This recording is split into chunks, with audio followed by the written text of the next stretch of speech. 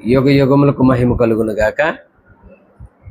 దేవుని ప్రేమను బట్టి కూడి వచ్చిన మీకును, అలాగే నాకు ఈ అవకాశం ఇచ్చినటువంటి అన్నకి ప్రత్యేక వందనాలు తెలియపరుస్తా ఉన్నాను. హల్లెలూయా. నా జీవితంలో జరిగినటువంటి ఒక సన్నివేశాన్ని జ్ఞాపం చేసి అప్పుడు దేని ఒక వాక్యంలోనికి తీసుకెళ్లాలని ఆశపడతా ఉన్నాను. నాకు తెలిసినటువంటి ఒక సేవకుడు ఉన్నాడు. ఆ యొక్క సేవకుడికి వయసు ఇంచుమించు 55 సంవత్సరాలు ఉంటాయి. వారి యొక్క పరిచర్య యాత్రలో ఆయన సర్వీస్ ఎంత ఉంటుందంటే 25 నుంచి 30 సంవత్సరాలు సేవా పరిచర్య ఉంటుంది. ఆ వ్యక్తి నేను ఒక సందర్భంలో ఒక చోట ఎదురయ్యాం. ఇద్దరేమో ఉన్నామా చోట. అప్పుడు అవతల వ్యక్తి అంటాడు, ఏమని ప్రశ్నించాడనంటే, ఫలానా సేవకుడు ఏం చేస్తున్నారు, వారి యొక్క పరిచర్య ఎలా ఉంది అని నన్ను అడగడం జరిగింది. వెంటనే దానికి బదులు నేను ఏమిచ్చానంటే, ఆ దేవుని మహాకృపను బట్టి ఆ సేవకుడికి ప్రార్థించినప్పుడు స్వస్థతను పొందుతున్నారు, విడుదల పొందుతున్నారు, అభిషేకం పొందుతున్నారండి అన్న. వెంటనే ఆయన అంటాడు, మీకు వాక్యం తెలియదా, వాక్యం మీరు బాగా చదవరా ఏంటి అని చెప్పి ఒక వాక్యాన్ని లేవనెత్తి మాట్లాడుతూ ఉన్నారు. ఏంటనంటే, యోనా గూర్చినటువంటి సూచక్రియ తప్ప మరేది మీకు అనుగ్రహించదని మీకు తెలియదా అని అంటూ ఇంకొక మాటను కూడా లేవనెత్తాడు. ఏంటి ఆ మాట అంటే, స్వస్థత లేవు, దెయ్యాలు లేవు అన్నాడు. ఏమన్నాడే? స్వస్థత లేవు, దెయ్యాలు లేవు అన్నాడు. మొదటి మాట బాగానే ఉంది. యోనా గూర్చినటువంటి సూచక్రియ తప్ప ఏ సూచక్రియ మీకు అనుగ్రహించదు అనే మాట అది వాక్యానుసారమే, మంచిది, నేను ఒప్పుకుంటాను. రెండో మాట ఉంది, దెయ్యాలు లేవు, స్వస్థత లేవు అన్నాడు. అతను మామూలు వ్యక్తి కాదు. అతని బ్యాక్గ్రౌండ్ ఏంటంటే పెంతుకోస్తు అనుభవం కలిగిన వాడు. ఆయన తండ్రి, కుమార, పరిశుద్ధాత్మను నమ్ముతారు. త్రియక దేవుని స్వస్థతలంతా అన్నీ నమ్ముతారు. బాగుంటుంది. ఇంకొక వ్యక్తి కూడా నాకు కనిపించి అంటే నాకు పరిచయమైన ఆయన కూడా సేమ్ టు సేమ్ మాట్లాడాడు. ఏం మాట్లాడాడంటే, ఏమైతే ఈయన ఎత్తుకున్నాడు మాట అదే మాట ఎత్తుకున్నాడు. యోనా గూర్చినటువంటి సూచక్రియ తప్ప మరేది మీకు అనుగ్రహింపబడదని మీకు తెలియదా? ఇప్పుడు దెయ్యాలు ఏంటండి, ఇప్పుడు స్వస్థతలు ఏంటి, స్వస్థతలా మా డాక్టర్ ఏమైపోతాడు, వైద్యులు ఏమైపోతారు అని అతను అన్నాడు. సెకండ్ అయిన ఎవరనంటే డే మినిస్ట్రీ.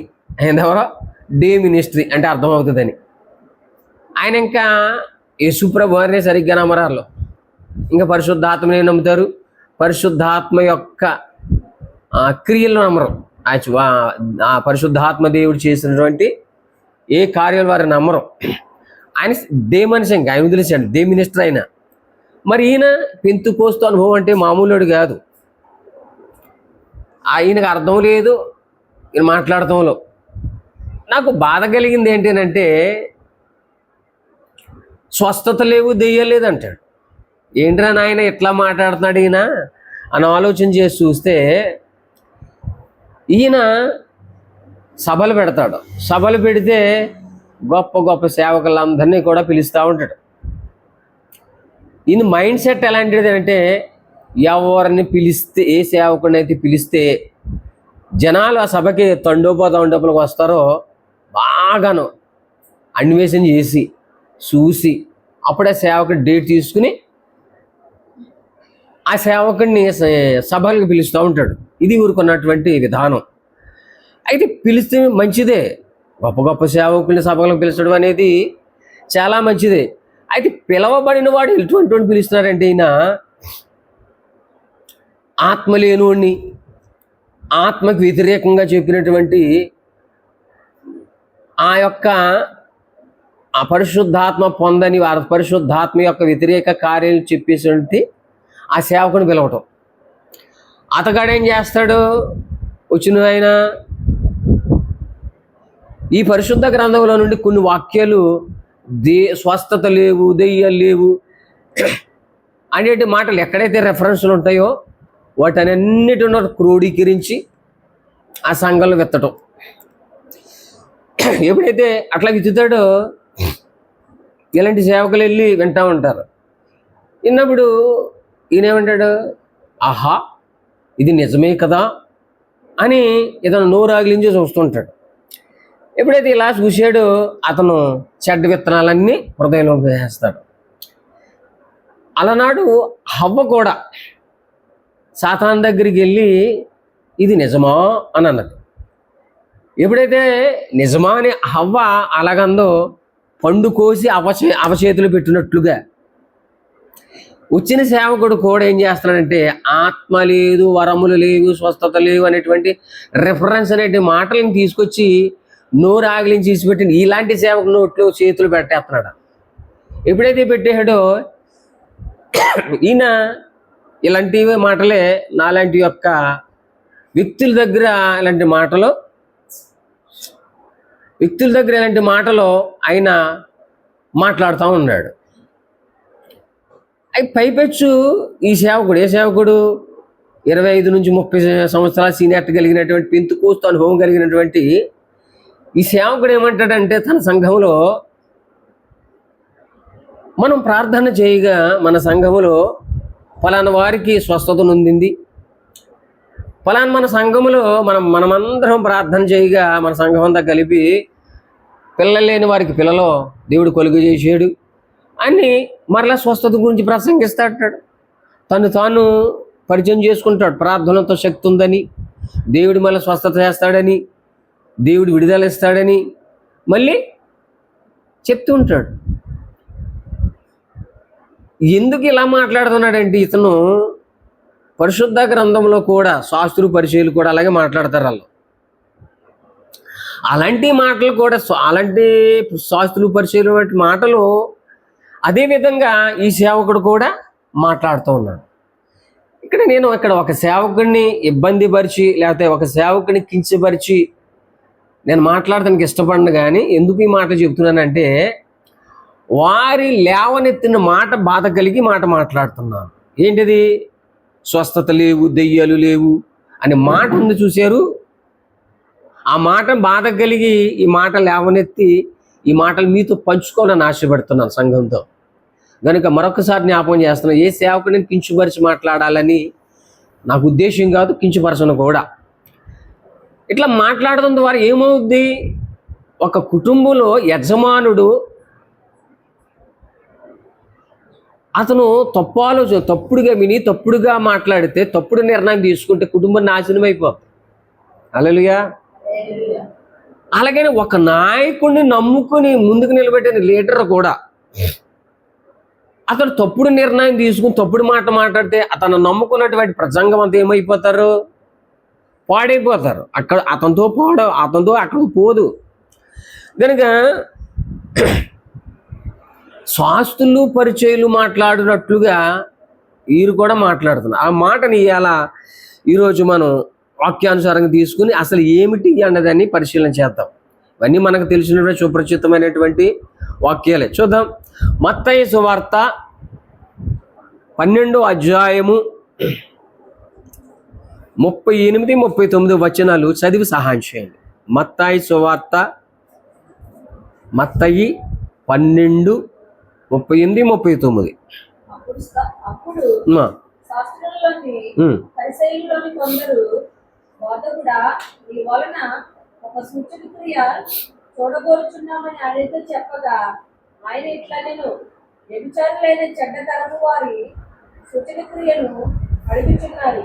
ప్రవక్త అయిన యోహాను గురించిన సూచక క్రియే గాని మరి ఏ సూచక క్రియ అయినను వారికి అనుగ్రహింపబడదు. సరిపోతాం. హల్లెలూయా, హల్లెలూయా. ఇక్కడ మనం మూలపాఠంగా చూసుకున్నట్లయితే అప్పుడు శాస్త్రులలో పరిచయులను కొందరు బాధకుడా నీ వలన ఒక సూచక్రియ చూడగోరుచున్నామని ఆయనతో చెప్పగా ఆయన ఇట్లే నేను వ్యభిచారులైన చెడ్డతరం వారు సూచక్రియ అడుగుచున్నారు. ప్రవక్త అయినటువంటి యోనాను గూర్చిన సూచక్రియే గాని మరి ఏ సూచక్రియ అయినను వారికి అనుగ్రహింపబడదు. హల్లెలూయా. ఏ వచనము 4 సువార్తలలో మనకు కనబడతా ఉంటుంది. 4 సువార్తలలో కూడా ఈ మాటలు కనబడతా ఉంటాయి. అయితే ఇక్కడ చదవబడినటువంటి ఈ మాటలలో 2 మాటలు మనకు కనబడతా ఉంటాయి. ఒకటి శాస్త్రులు ప్రభువారికి వేసినటువంటి ప్రశ్న ఒకటైతే, రెండవది శాస్త్రి వేసిన ప్రశ్నకు యేసు ప్రభువారు ఇచ్చినటువంటి సమాధానం. ఇక్కడ 2 మాటలు కనబడుతూ ఉంటాయి.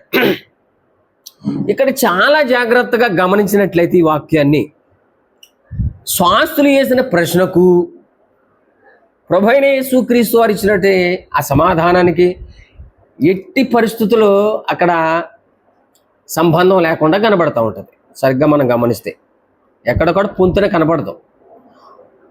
చాలా గమనించాలి. ఇక్కడ వాళ్ళు ఏమడుగుతున్నారు? సూచక్రియ అడుగుతున్నారు. ఈయనేమడుగుతున్నాడు?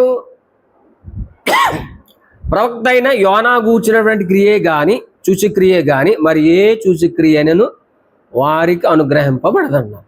చాలా జాగ్రత్తగా గమనించాలి. మరలా చెప్తున్నాను, శాస్త్రి చేసిన ప్రశ్నకును యేసు ప్రభువారు చెప్పిన సమాధానానికి ఎట్టి పరిస్థితుల సంబంధం లేకుండా కనబడుతుంది. ఇక్కడ మనం చాలా జాగ్రత్తగా గమనించినట్లే. అయితే మరి యేసు ప్రభువారు ఇచ్చినట్టు సమాధానం తప్పంటారా?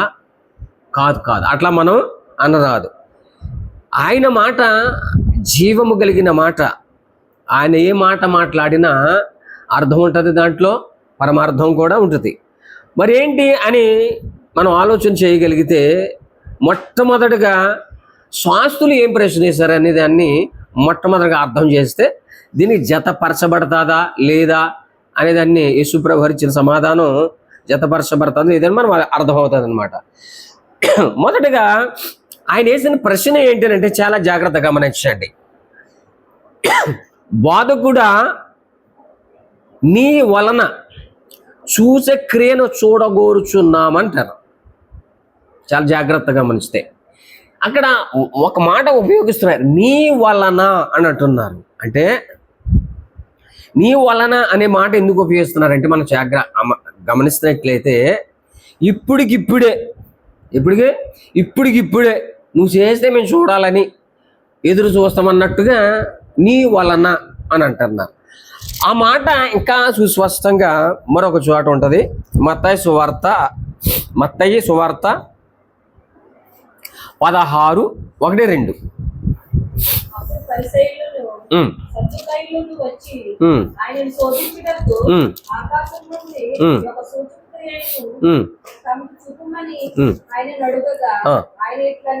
సరిపోద్దమ్మా. ఇక్కడ సుస్పష్టంగా చెప్తున్నారు. ఇక్కడ ఏంటనంటే, అప్పుడు పరిచయులను సద్దూకయ్యులు వచ్చి ఆయనను శోధించుటకు ఆకాశము నుండి ఒక సూచక క్రియ తమకు చూపమని ఆయనను అడుగుతారు. ఇక్కడ ఏంటండి, స్పాట్లో నాకు కావాలి అని అడుగుతుంటారు. సద్దూకయ్యులు, పరిచయులు లేదా శాస్త్రులు పరిచయులు అడుగునట్లుగా హేరోదు మహారాజు కూడా అడుగుతాడు. ఆ మాట కూడా చూద్దాం. లూకా సువార్త 23:8 నేను చదివేస్తాను. హేరోదు యేసును చూసి మిక్కిలి సంతోషించెను. ఆయన గూర్చి చాలా సంగతి విన్నందున ఆయన ఏదైనా ఒక సూచక్రియ చేయగా నిరీక్షించి బహుకాలము నుండి ఆయనను చూడగోరెను. హల్లెలూయా. ఇక్కడ కూడా హేరోదు అనేటువంటి రాజు కూడా యేసుప్రభు వారిని చూసి ఏమంటాడంటే, అయ్యా నీ చాలా కాలం బట్టి నీ గురించి మేము విన్నాం, కనుక మీరు ఏదైనటువంటి సూచక్రియ చేస్తే మేము చూడాలని చాలా ఆశపడుతున్నామని చెప్పేసి ఈ హేరోదు రాజు కూడా ఇక్కడ అట్లాగా మాట్లాడుతూ ఉంటాడు. అయితే వీరిద్దరికీ ఘాటుగా, లేకపోతే వీరు అడిగినటువంటి ఈ క్షణంలో మాకు ఆ కార్యం కావాలి అని చెప్పేసి అన్నట్టుగా వీరిద్దరు సమాన ఘాటుగా లేకపోతే బదులుగా ఒక దినములో యేసుప్రభు వారు ఒక మాట ఎలా సెలవిస్తూ ఉంటారు. అది ఎక్కడ ఉంటుందండి? యోహాను సువార్త 4:48 ఒక మాట అంటారు. ఏమని ఉంటుందంటే అక్కడ మామూలుగా టూకీగా చెబుతాను. అప్పుడే యేసు ప్రభు వారు ఏం చేస్తారనంటే నీళ్లను ద్రాక్షారసంగా చేస్తారు. ఎప్పుడైతే ఆ కార్యం చేస్తారో యేసు ప్రభు యొక్క మహిమను అక్కడ కనుపరచబరుస్తూ ఉంటుంది. యేసు ప్రభు యొక్క పేరు ప్రాఖ్యాతలు అలాగా అనేక దేశాలకి వ్యాపిస్తూ ఉంటుంది. అటువంటి తరుణంలో అక్కడ ప్రధాన యాజకుడు అటువంటి ఒక ఆయన వచ్చి అంటాడు, యేసుప్రభు దగ్గరికి వచ్చి అంటాడు, ఆయన అయ్యా నా కుమారుడు చనిపోతున్నాడు, చనిపోకుండా ఇలా చనిపోయాడు, మీరు వచ్చి చేతులుంచి ప్రార్థన చేయండి లేకపోతే స్వస్థతను అందండి అని యేసుప్రభు వారిని అడుగుతారు. వెంటనే యేసుప్రభు వారు ఏమంటారంటే ఇద్దరు అడిగినట్లుగా, ఏది శాస్త్రులు పరిచర్యలు అడిగినట్లుగా అలా హేరోదు అడిగినట్లుగా వారికి ధీటుగా సమాధానం చెబుతున్నాడు. ఇదిగో యోహాను సువార్త 4:48 వచనంలో ఈ మాట ఉంటుంది. యేసు చదవండి.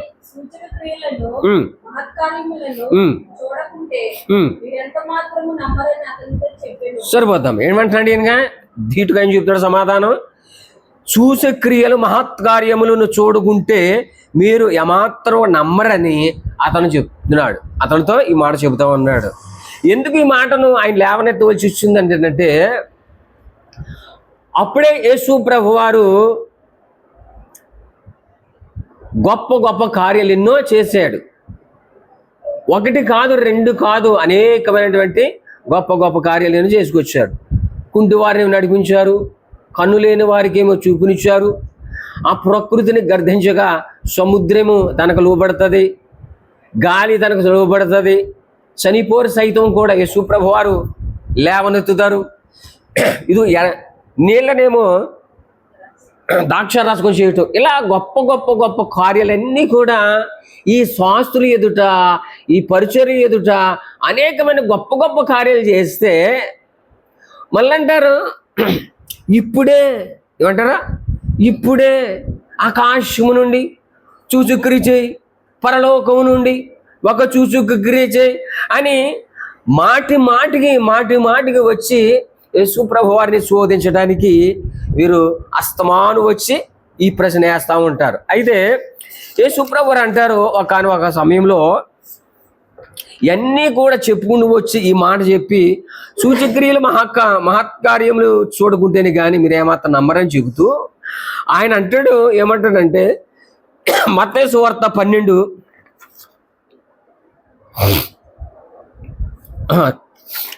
మత్తయి సువార్త 16వ అధ్యాయము 2వ వచనంలో మనం చూసినట్లయితే ఇంకా ఆయనకి క్లియరెన్స్ వచ్చేస్తుంది.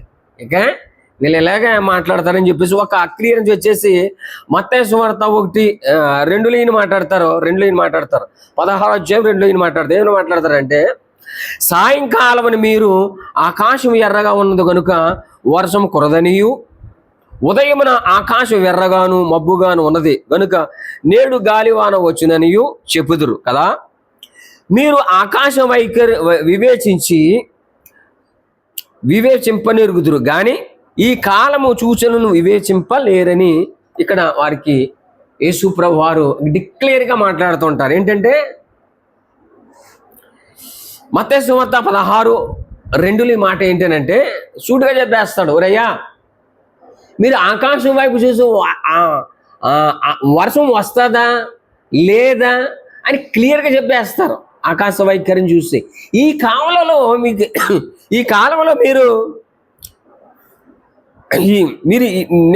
మీరు సూచనలు వివేచించలేరయ్యా అని ఇక్కడ డిక్లేర్ చేసేస్తుంటాడు. డిక్లేర్ చేసేసి అంటారు వీళ్ళకి అర్థమైపోద్ది, ఎవరికి స్వాస్థులకి పరిచయలకి అర్థమైపోద్ది. ఏమంటారంటే కడాకడికి కంక్లూజన్కి వచ్చేస్తారు. వీళ్ళు వచ్చేసి అంటారు, బాతుకుడా మీ దగ్గరికి ఒక మాటగా నేను చెబుతాము, ఇదిగో ఇన్ని గొప్ప గొప్ప కార్యాలు ఎన్నో చేస్తున్నారు, మేము నమ్ముతున్నాం, మంచిదే. ఈ నమ్మిన దాన్ని ప్రజల ఎదుట మేమేం చెప్పామనుకో, మా ప్రజల మీద మేము ఎంత పెత్తమే మూసాం, మేము మోయలేనటువంటి భారాలు ఎన్ని వారి మీద పెట్టాం కనుక ఇప్పుడు మీ గురించి నమ్మామని చెప్పామనుకోండి మేము ప్రజలకు లోపైపోతాం అని నువ్వు అధికారంతో మాట్లాడుతున్నావు. నేను ప్రతి మాటలో నేను పట్టాలని మేము చూస్తున్నాం. ఏ ప్రశ్న వేసినా మాకు బదులు స్పాట్లు ఇచ్చేస్తున్నావు. కాలుకేస్తే ఏలికేస్తావు, ఏలికెత్తే కాలుకేస్తావు. నేను ఏమాత్రం కూడా తప్పు పట్టలేకపోతున్నావు కనుక మా వల్ల అవ్వట్లేదు. అయితే ఒక్క మాట మిమ్మల్ని ప్రశ్నిస్తామని చెప్పేసి మాకున్నటువంటి డౌటు చెప్పమని వారిని అడుగుతారు. వారు అడిగిన ప్రశ్న ఏంటంటే చూడదాం. యోహాను సువార్త 2వ అధ్యాయము 18వ వచనం. అది క్లియర్గా వచ్చేస్తారు యేసుప్రభు వారి దగ్గరికి. కాబట్టి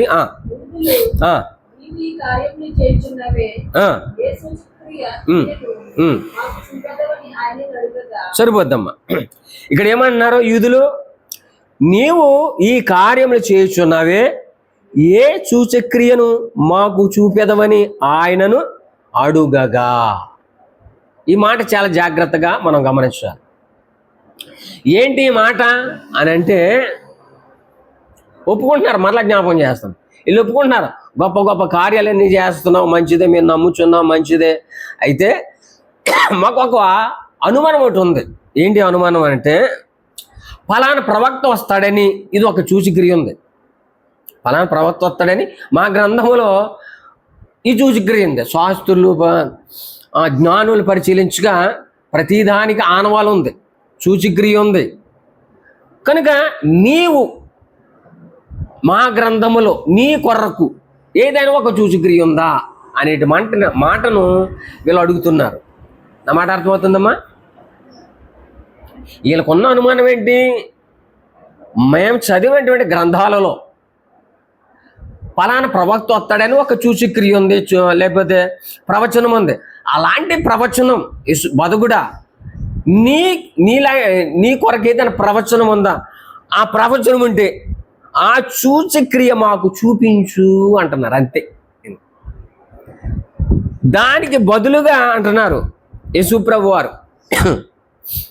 ఆయన ఉపయోగించిన మాట ఏది? మన మూల పాఠంలో చూద్దాం. ఏమంటున్నారు ఆయన? వీళ్ళిచ్చిన బదులుకి ప్రవక్త అయిన యోనా గూర్చినటువంటి చూసిన క్రియ కానీ మరి ఏ సూచక్రియ అయినను వారికి అనుగ్రహించబడదని క్లియర్ చేసేస్తున్నాను. హల్లెలూయా. మొదటగా ఏమని లేవనెత్తాను ప్రశ్న? ఇక్కడ శాస్త్రులు పరిచయాలు వేసిన ప్రశ్నకి యేసుప్రభు వారు చెప్పినటువంటి సమాధానానికి ఇటువంటి పొంతన లేదు అని చెప్పాను. అయితే మన వాక్యాన్ని అన్నిటిని కూడా పరిశీలించినప్పుడు మళ్ళీ ఒక జ్ఞాపకం చేస్తున్నాను. ఏమంటారు శాస్త్రులు వేసిన ప్రశ్న అంటే, మాకు స్పాట్లోనే కావాలి, ఇప్పుడే ఆకాశంలో వర్షం కురాలి, లేకపోతే పరలోకంలో ఒక సూచక్రియ చేయాలని వారు అడుగుతారు, హేరోదు అడుగుతారు. ఇలాగ మాటికి ఆయన శోధించినప్పుడు యేసుప్రభు వారికి ఏం చెప్తారంటే, ఒరే నాయన, మీ కళ్ళ ఎదురుకుండా అద్భుతమైన ఆశ్చర్యకాలు మహత్కార్యాలు చచ్చినట్టు సైతం కూడా మేము ఎదుట లేపాను, చూశారు, కనులార విన్నారు. అయినను సరే మేము ఇన్ని చేసినా సరే మళ్ళీ ఒక సూచక్రియ అడుగుతున్నారు కదా మీరు. ఇదిగో ఈ ప్రస్తుత కాలం మందు మీరు ఆకాశం చూసి వర్షం వస్తుంది రాదు అని వివేచించుతారు, కానీ నేను ఏమి చెప్పినా కానీ మీరు వినరు, వివేచన ఉండదు మీకు. కనుక నేను చెప్పనన్నట్టుగా చెప్పేసినప్పుడు ఇలా ఒక కంక్లూజన్ వస్తారు. కంక్లూజన్ ఏంటయ్యా అంటేనంటే, అయ్యా నువ్వు చేసిన గొప్పగారు మేము నమ్ముచున్నాం కాబట్టి అయితే ప్రవక్త వస్తాడు అని చెప్పేసి ఏదో ఒక సూచక్రియ మా గ్రంథాల్లో ఉంటుంది. అలాగనే నీ గురించి బతుకుడా నీ గురించి ఏదైనా సూచక్రియ చెప్పు, ఏదైనా ఉందా అన్నప్పుడు వారికి బదులుగా ఇచ్చినటువంటి సమాధానమే ప్రవక్త అయినటువంటి యోనా గూర్చిన సూచక్రియే కానీ మరి ఏ సూచక్రియ అయినను మీకు అనుగ్రహించబడదని వారిచ్చిన ప్రశ్నకు యేసు ప్రభు వారు ఇచ్చినటువంటి సరైన సమాధానము. హల్లెలూయా, హల్లెలూయా. సరే, మంచిది. యోనా గూర్చినటువంటి లేకపోతే ఆయన్నే ఎందుకని ఎత్తుపట్టుకోవాల్సి వచ్చింది ఒక ప్రశ్న ఇక్కడ. మన యేసు ప్రభు వారు ఎందుకని యోనా గురించి చెప్పవలసి వచ్చింది అనే దాన్ని మనం అర్థం చేసుకోవాలి. ఇక్కడ యోనా ఆయన్ని ఎందుకు ఎత్తుపట్టుకున్నారని అంటే, యోనా యొక్క జీవిత చరిత్ర చాలా ప్రాముఖ్యమైనది. ఎంత ప్రాముఖ్యమైనది అని అంటే, ఆయన గురించి మాట్లాడుతూ ఉంటాడు, యోనా గురించి వివరణ ఇస్తుంటాడు. మత్తయి 12:40 ఆయన వివరిస్తూ ఉంటాడు. వెంటనే వారి సమాధానం, యోన మూడు రాత్రింపగలు తిమింగలము కడుపులో ఎలాగుండునో అలాగున మనుషు కుమారుడు 3 రాత్రింపగలు భూగర్భములో ఉండెను అని యోనా గూర్చినటువంటి వివరణ ఆయన బాధకులకు లేదా క్షమించాలి శాస్త్రులకు పరిచయులకు ఈ మాటనే చెబుతూ ఉంటారు. ఏంటి ఈయనలో ఉన్నటువంటి ఆ దాగి ఉన్నటువంటి యోన కడుపులో చేప కడుపులో దాగి ఉన్న రహస్యం ఏంటి? 3 రాత్రి పగలనంటే మనకందరూ కూడా యోనా గురించి సుపరిచితమైనటువంటి వాక్యాలు మనకు తెలుసు. కొత్తగా నేనేం చెప్పవసరం లేదు, కానీ కొన్ని మాటలు మన జ్ఞాపకం చేసి నా యొక్క వాక్యాన్ని ముగించాలని ఆశపడుతున్నాను. అయితే యోనా గురించి మనం చూసినట్లయితే యోనా గ్రంథంలో యోనా మనం చూసినట్లయితే 2వ అధ్యాయం 1 నుండి 9 వచనాలు మనం చాలా జాగ్రత్తగా మనం గమనించినట్లయితే అక్కడ యోనా గారు చేప కడుపులోనికి వెళ్ళిపోతారు. చేప కడుపులోనికి వెళ్ళిపోయిన తరువాత ఆయన ఆ కడుపులో నుండి ఆయన ప్రార్థిస్తూ ఉంటాడు. మనకు అక్కడ మనం క్లియర్గా చూస్తే సరిపోద్దాం, తర్వాత చదువు కానీ ఒక నిమిషం. ఈ యొక్క యోనా గారు ఏం చేస్తారంటే ఆల్రెడీ కడుపులో 3 దినాలు ఉండిపోతారు, ఆయన ప్రార్థిస్తూ ఉంటారు. ఇక్కడ మనం గమనించవలసిన విషయం ఏంటంటే యోనా గారు కడుపులో ఉన్నాడు, కానీ ఆయన ఆల్రెడీ చనిపోయి ఉన్నాడు. చాలా జాగ్రత్తగా గమనిస్తే 1 నుండి మన 9వ వచనంలో మనం చూసినట్లయితే ఆయన చనిపోతాడు అని మీరు ఎలా చెబుతున్నారు అని అంటే అక్కడ మనం కొన్ని వచనాలకు సుస్పష్టంగా ప్రార్థన నుండి ఆయన పలుకుతున్న మాటలు ఏంటంటే చదవండమ్మా.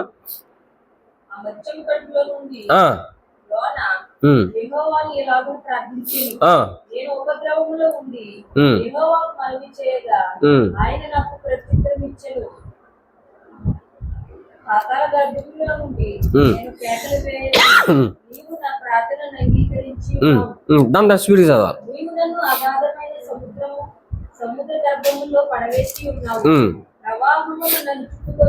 సరిపోతుందమ్మా. ఇక్కడ ఇంపార్టెంట్ వాక్యాన్ని తీసుకెళ్ళి ఇంకా సరిగా ఇంత దగ్గర చదువుకోండి, మంచిది. అది 1 నుండి 9 వచనాల వరకు మనం చదివితే ఆయన ఎట్లా ప్రార్థించారు ఏంటో అన్నదాన్ని మనకు అర్థమవుతూ ఉంటుంది.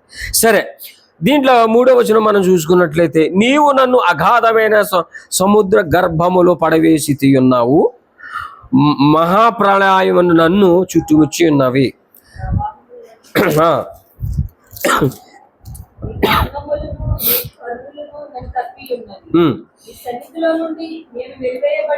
సరిపోతాం. ఇక్కడ 2గా చెప్పేస్తా, సమయం లేదు కాబట్టి. ఇక్కడ ఒక మాటను ఆయన ఉపయోగిస్తాడు, ప్రార్థనలో ఒక మాటని ఆయన ఉపయోగిస్తూ ఉంటాడు. ఏంటి మాట అంటే నీవు నన్ను అగాధమైన సముద్రపు గర్భములు పడవేసి అనే మాట. ఈ మాటను మనం చాలా జాగ్రత్తగా మనం గమనించినట్లయితే అగాధములో ఏముంటుంది అని అంటే పాతాళం ఉంటుంది. ఏముంటుంది? పాతాళం ఉంటుంది. ఆ పాతాళంలో ఏముంటుంది అంటే నరకం ఉంటుంది. ఆ నరకంలో ఏముంటాయనంటే ఆత్మలు ఉంటాయి. ఏముంటాయి? ఆత్మలు ఉంటాయి, చనిపోయిన ఆత్మలు ఉంటాయి. ఆ యొక్క అగాధములో ఈయనకి వెళ్ళిపోయాడు. మనం యోనా గురించి మనం చూసినట్లయితే నేను అది అడ్డగడియలను లో నుండి నన్ను ఇంకా లోతుకి వెళ్ళిపోయినట్లు వాసు నన్ను అంటుకుందని ఇంకా మాటలు ఉంటాయి. అంటే ఇక్కడ చాలా జాగ్రత్తగా గమనించినట్లయితే ఆల్రెడీనా చనిపోయాడు. చనిపోయి ఆ యొక్క పాతాళంలో నుండి తన ఆత్మ ఏం చేస్తుందంటే దేవునికి మొర్ర పెడతా ఉంది. క్లియర్, దీంట్లో ఏం సందేహం లేదు చదువుకుంటే. కనుక ఈ యొక్క మనకి ఇంకా అర్థం కావాలనంటే చనిపోయాడు అంటే అగాధం అంటే మనకు అర్థం కావాలనంటే లోకాసువార్త 16:26 వచనం మనకు అడబెడితే ధనవంతుడు లాజరు గురించి చూస్తే ఆ ధనవంతుడు అంటాడు లాజర్ని అడిగి ఏమంటాడంటే అక్కడ, అయ్యా నా నాలుగు మండిపోతుంది, ఒక చొక్కా నాకు ఇవ్వ అన్నాడు. అడిగినప్పుడు ఆ లాజర్ అంటాడు, అయ్యా నీకు నాకు మధ్యన లాజర్ అనుకో అబ్రాహ్మ గారు ఆయన అంటాడు నీకు నాకు మధ్య అగాధం ఉందంటాడు. క్లియర్ మనకు అక్కడ చూసినట్లయితే ఖచ్చితంగా అక్కడ ఏముందనంటే మనకు అర్థమవుతుందంటే చనిపోయిన ఆత్మలు ఉన్నాయని మనకు క్లియర్ అవుతుంది. అంటే ఇక్కడ ఈయన చనిపోయాడు. ఆ మాట మనకు క్లియర్గా కనపడాలని అంటే ఆయన చనిపోయలేదు అని కీర్తనలు 86:13 చూస్తే అక్కడ ఇలా రాయబడి ఉంటుంది. కీర్తనలు 86:13 చూసినట్లయితే, ప్రభువా నా దేవా, నా ఎడల నీవు చూపిన కృప అధికమైనది, పాతాళపు అగాధము నుండి నా ప్రాణమును తప్పించి ఉన్నావు. హల్లెలూయా. దేవునికి ఇష్టమైతే ఆయన కృప చొప్పున మనుషుడి యొక్క ఆత్మ పాతాళంలోకి వెళ్ళినా, నరకంలోనికి వెళ్ళినా, ఆయన హస్తం వెళ్ళంట ఆ పాతాళం నుండి, ఆ నరకంలో నుండి ఆత్మను మరలా తీసుకువచ్చేటువంటి గొప్ప శక్తి, కృప ఆ దేవాది దేవునికి ఉన్నది వాక్యానుసారంగా మనం చూస్తే. అలాగనే యోనాను గురించి మనం పరిశీలన చేస్తే ఆల్రెడీ ఆయన చనిపోయాడు. చనిపోయిన ఆత్మను మరలా ఈయన తీసుకొచ్చాడు కాబట్టి మరలాకి చేపగా ఆజ్ఞ ఇచ్చినప్పుడు మరలా చేప గట్టు మీద దాన్ని కక్కటం, అటు తరువాత మరలా యెహోవా వాక్యము రెండోసారి యోనా గారికి ప్రత్యక్షం అవటం, 3 దినాల ప్రయాణంలోకి ఆయన వెళ్ళాలి కనుక 1 దినం ప్రయాణంలోనే ఆయన ప్రసంగం చేస్తాం. అటు తర్వాత ఒక్క ప్రసంగం ద్వారా మొత్తం 3 కిలోమీటర్లు అంటే 3 దినాల ప్రయాణం వెళ్ళి వారందరూ ఈయనకంటే ముందుకు వెళ్ళటం, ఆ స్వావార్త వారందరూ మారు మనసు పొందడం కూడా ఇక్కడ జరుగుతూ ఉంది. హల్లెలూయా.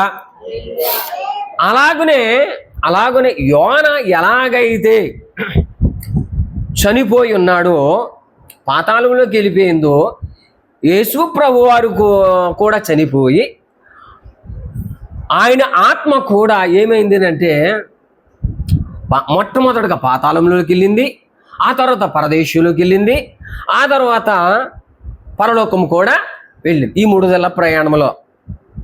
హల్లెలూయా. మళ్ళా యోన ఎలాగైతే చనిపోయాడో, పాతాళంలో చనిపోయి వెళ్ళిపోయి మొరపెట్టాడో, అలాగనే యేసు ప్రభు వారు కూడా చనిపోయి 3 దినాలలో కూడా ఆయన పాతాళంలోకి వెళ్ళారు, పరదేశుకి వెళ్ళారు, అటు తర్వాత పరలోకం కూడా వెళ్ళారు. అటు తర్వాత 3వ దినమున ఆయన లేచారు. హల్లెలూయా. యోనా ఎలాగైతే వెళ్ళారో యేసు ప్రభు వారు కూడా. అందుకే యోనా గురించి ఆయన లేవనెత్తారు, ఆయన జీవిత చరిత్ర గురించి లేవనెత్తారు. సరే, ఇక యేసు ప్రభు గారి గురించి మనం చూసినట్లయితే ఆయన లేచి 40 దినముల ఇంచుమించులో తన శిష్యులు కనిపెడతాం, అద్భుత కార్యం చేయటం, తాను పరిచయం చేసుకుంటాం చేశారు. అటు తర్వాత ఏం జరిగింది అంటేనంటే, చివరిగా మనం చూసినట్లయితే యేసు ప్రభు వారు 40 దినాలు అయిన తరువాత ఏమన్నాడంటే, ఇదిగో నేను మరణించి నేను తిరిగి లేచాను కనుక నా ఆత్మను మీ మీద ఇచ్చుతున్నాను, నా అధికారాన్ని మీకు ఇస్తున్నాను కనుక మీరు ఏం చేస్తానంటే సర్వలోకానికి పోయి మీరు ఏం చేస్తారు, సర్వ సృష్టికి సువార్త చెప్పండి, నమ్మిన వాడేమో రక్షణ పొందుతాడు, నమ్మని వాడేమో శిక్ష పొందుతాడు అని చెప్పేసి అంటూ మార్కు సువార్త 16వ అధ్యాయం 17వ వచనం చదవండి. నువ్వు చేస్తా ఉన్నాను. మార్కు సువార్త 16వ అధ్యాయము 17వ వచనం ముగించేస్తాను. నమ్మిన వారి వలన ఈ చూసి క్రియలు కనబడును, ఏలయనగా నా నామమున దెయ్యములను వెళ్ళగొట్టుదురు, కొత్త భాషలు మాట్లాడుదురు. హల్లెలూయా. దేని వాక్యం ఏం చెబుతుందండి అక్కడమ్మా? నమ్మిన వారి వలన ఈ సూచక క్రియలు కనబడును, ఏదనగా నా నామమున దెయ్యములు వెళ్ళగొట్టుదురు, కొత్త భాషలు మాట్లాడుదురు. హల్లెలూయా. ఇక్కడ యేసుప్రభు వారు కన్క్లూజన్ చేశారు. ఆయన కన్క్లూజన్ చేశారు, ఇదిగో నేను యోనా ఎలాగైతే మరణించి తిరిగి లేచాడో, ఆయన ఆత్మ పాతాళంలోకి వెళ్ళి వచ్చేసిందో అలాగే నేను వచ్చాను. ఆ యోనా కంటే నేను గొప్ప ప్రవక్తనని చెప్తా ఉంటాడు ఆయన. చెప్పి ఇదిగో ఆయన అక్కడితో ఆగిపోలేదు, కానీ 40 దినాలు తన ప్రజలకు కనపడి, శిష్యులు కనపడి తన ఆత్మని ఇచ్చాడు, తన అధికారం ఇచ్చాడు, అభిషేకాన్ని ఇచ్చాడు, ఇచ్చి సర్వలోకానికి వెళ్ళి సువార్త ప్రకటించండి అన్నారు. అధికారాన్ని ఇచ్చాడు, ప్రకటించమన్నాడు. ప్రకటించిదిగో ఎవడైతే నమ్ముతాడో వాడు వలన ఈ చూచిక్రికి వెళ్ళబడతారు, నా నామములు దెయ్యములు వెళ్ళగడతారు, కొత్త భాషలు మాట్లాడతారని సుస్పష్టంగా ఈ మాటను చెబుతూ ఉంటాడు తన శిష్యులతో. అయితే తన శిష్యులు చాలా గొప్ప గొప్ప కార్యాలు ఎన్నో అపోస్తల కార్యాలు చేసి ఉన్నారు. హల్లెలూయా. గనుక నేను చెప్పబోయేది ఒకటేంటంటే, మనకు వాక్యం అర్థం అవ్వకపోతే మనకంటే అభిషక్తులు ఉంటారు. అభిషక్తుల ద్వారా మనం నేర్చుకోవాలి. పరిశుద్ధాత్మ చేత అభిషక్తులు ఉంటారు. వారి దగ్గర మనం నేర్చుకోవటానికి మనం ఒక మనసు ఇవ్వాలి. అంతే తప్ప ఒక పాస్టర్ గారి మీద ఉక్రోషం చెప్పును, ఒక పాస్టర్ గారి మీద కోపం చెప్పును, ఎవరో చెప్పిన చేదు విత్తనాలు విత్తడం అది కరెక్ట్ కాదు. స్వస్థతలు ఉన్నాయి. హల్లెలూయా.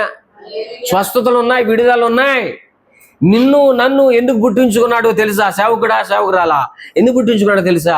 ఇదిగో నా అధికారాన్ని నీకు ఇస్తున్నాను, నా అభిషేకాన్ని నీకు ఇస్తున్నాను, నాకు ఆత్మ అభిషేకాన్ని నీకు ఇస్తున్నాను, ధరించుకో, వెళ్ళు. చీకటి శక్తుల చేత బంధించబడిన వారు, రోగపు శక్తుల చేత బంధించబడి ఉన్నవారు, ఏ రుగ్మత చేత, ఏ చీకటి శక్తుల చేత అయితే బంధించబడి ఉన్నారో నా నామాన్ని ఉచ్చరించు, నా అధికారాన్ని ఉచ్చరించు, వారి సంఖ్యలన్నీ కూడా విడుదల వస్తాయి. నువ్వు కాదు, నా నామాన్ని ఉచ్చరించు, ఆ సంఖ్యలన్నీ నేను విడుదల చేస్తా, స్వస్థత వస్తాయి. ఆ బంధించబడిన ప్రతి ఆత్మలు బంధించబడిన నరకానికి వెళ్ళిపోవడం నాకు ఇష్టం లేదు. అధికారాన్ని ఇస్తాను. ఆ రోగపు శక్తులు, ఆ దెయ్యపు శక్తులు ఉంటున్నాయి కదా, బంధించబడి క్షీణించి నశించి వాడికి చివరిగా మరణించి నరకాగ్నిలోకి వెళ్ళిపోతున్నారు. స్వస్థత లేవని చెప్తావేమిటి? దెయ్యాలు లేదేమిటి అంటారేంటి? జ్ఞానం లేని మాట మనం మాట్లాడకూడదని దేవుని ప్రేరట తెలియజేస్తా ఉన్నాను. హల్లెలూయా. స్వస్థతలు ఉన్నాయి, అభిషేకం ఉంది, దెయ్యాలు ఉన్నాయి. నన్ను ఏలుబడి చేస్తూ ఉందంటే, ఒక కోపం ఉందంటే, ఒక అసూయ ఉందంటే, ఒక ద్వేషం ఉందంటే, ఒక రోగం ఉందంటే, నన్ను ఏలుబడి చేస్తూ ఉన్నాయి కాబట్టినే నేను కూడా అసూయ, ద్వేషం, మచ్చరముతో, అబద్ధముతో, చాడీలతో మనం బ్రతుకుతున్నాం. కనుక అవన్నిటి విడుదల పొందాలని అంటే నజరేయుడైన యేసుక్రీస్తు నామములో ఆ అభిషేకములో అధికారములు ఉచ్చరించు. దేవుడు గొప్ప గొప్ప కార్యం చేస్తావు. హల్లెలూయా. హల్లెలూయా. గనుక యోనాను గూర్చిన సూచక్రియే తప్ప స్వస్థత లేవని చెప్పొద్దు, దెయ్యాలు లేవని చెప్పొద్దు. దేవుడు క్లియర్గా చెప్తాడు దేని వాక్యం. నా నామమున విశ్వసించినారు, నా నామమున దెయ్యాలు పోగొడతారంటున్నారు. కొత్త భాషను మాట్లాడతాం. మరి వీటి సంగతి ఏంటి? కాబట్టి స్వస్థతలు ఉన్నాయి, విడుదల ఉంది, అభిషేకం ఉంది. అవన్నిటిని కూడా దేవుని కొరకు ఉపయోగించు. దేవుడికి మంచి నమ్మకమైన దాసుడుగా ఉండు. దేవుడికి కృపను అందుకో. దేవుడి ద్వారా నువ్వు గొప్ప కార్యం చేసి దేవుడి సాక్షిగా ఉండు. అట్టి కృప నీకు నాకును దేవుడిచ్చునుగాక. ఆమేన్.